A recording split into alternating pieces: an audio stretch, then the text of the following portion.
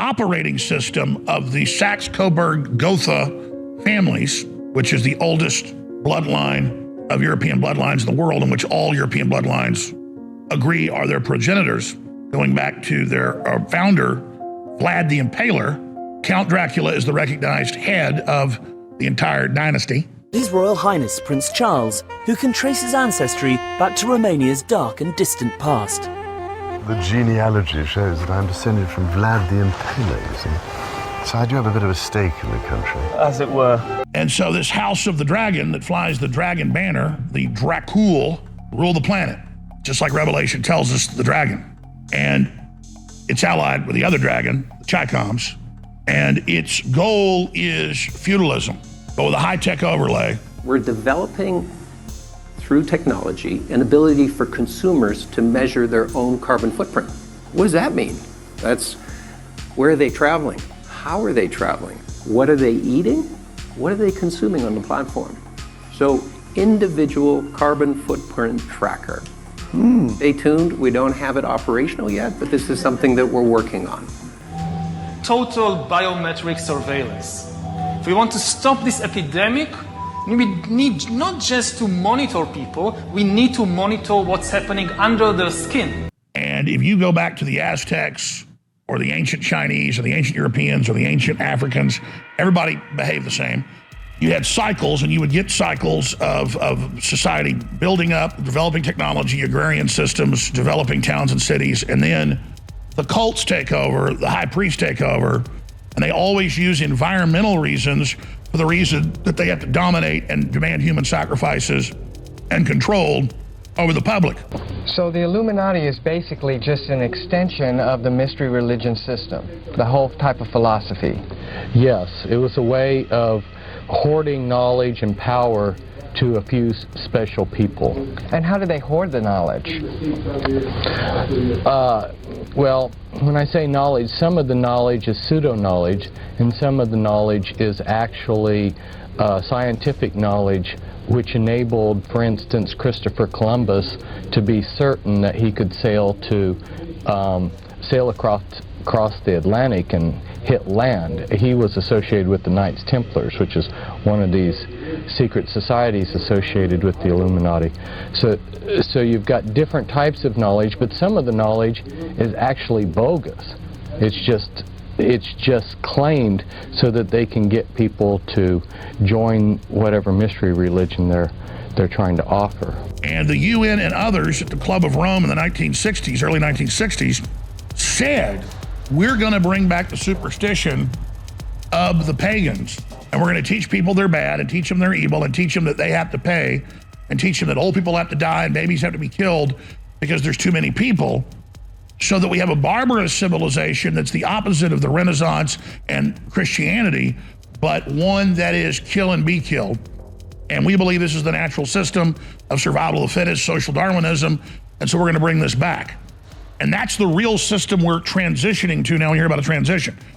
So they've decided to get rid of that and replace it with the old authoritarian model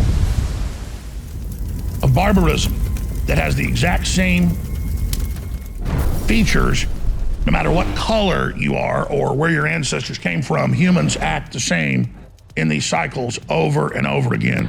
The satanic rituals that they carry out, which are horrendous traditional rituals, blood sacrifices, requires a certain level of insanity and dissociative ability. If you were a normal, sane person and you had to participate in the higher level Illuminati rituals, you'd probably go crazy. It's absolutely essential that they maintain the bloodlines. These are religious sacraments to these people of power over you. And they don't like the fact you're straight and strong. They don't like the fact you're good. They don't like the fact you're hardworking. They don't like the fact you want justice. They want to hurt you. They want to dominate you to fill that empty spot in their heart. The world has, for the most part, stopped asking for the current whereabouts of Kate Middleton, and the royal family has been eerily quiet. Suddenly, King Charles III self-proclaimed descendant of Vlad the Impaler, appears to unveil a painting by pornographic portrait artist Jonathan Yao at his Royal Satanic Majesty's request. The portrait, bathing in the color of bloody red, the symbol of power, replete with a symbolic butterfly, perhaps nodding to the deeply occultic world that King Charles has not only finally attained the throne, but has undergone complete transformation from a former close friend of satanic ritual abuse monster Jimmy Savile. In 1986, Charles and Jimmy grew close.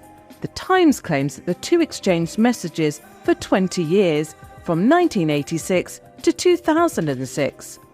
With the release of a new video describing Jimmy Savile's relationship with the royal family, it has become clear how closely related King Charles and his family were to the man who was exposed as a paedophile in 2011.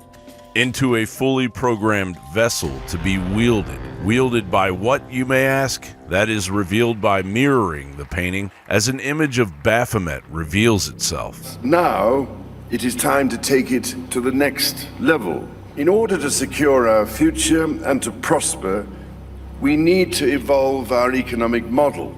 I've come to realize that it is not a lack of capital that is holding us back, but rather the way in which we deploy it. Therefore, to move forward, we need nothing short of a paradigm shift. We have a golden opportunity to seize something good from this crisis. Its unprecedented shockwaves may well make people more receptive to big visions of change, and global crises like pandemics and climate change know no borders and highlight just how interdependent we are as one people sharing one planet. The symbolism isn't lost on the King's Coven of the Order of the Garter, or King Charles' fellow New World Order accomplices, or the artwork of the satanic elites. Did you know Stanley Kubrick filmed his famous movie Eyes Wide Shut inside the Rothschild family's country estate? Well, take a look at these pictures that show an actual Rothschild event from 1972. Here's some MK Ultra programming. Many guests are wearing masks with multiple faces. Victims of MK Ultra programming report systematic and ritualized pedophilia, drug and sexual abuse, and torture designed to deliberately shatter the minds of victims into multiple personalities called alters, which can be molded and manipulated at will. Simultaneously, strange things are afoot within the United Kingdom, seemingly heralding a larger awareness of the coming of a global satanic effort to release what is known by some as the Black Awakening. I dealt with someone from Fort Bragg for quite a while and a few others. We're sitting in a lake, Conneaut Lake. They reached over and ripped open my shirt to see if I was wired, if I was wiring and recording them.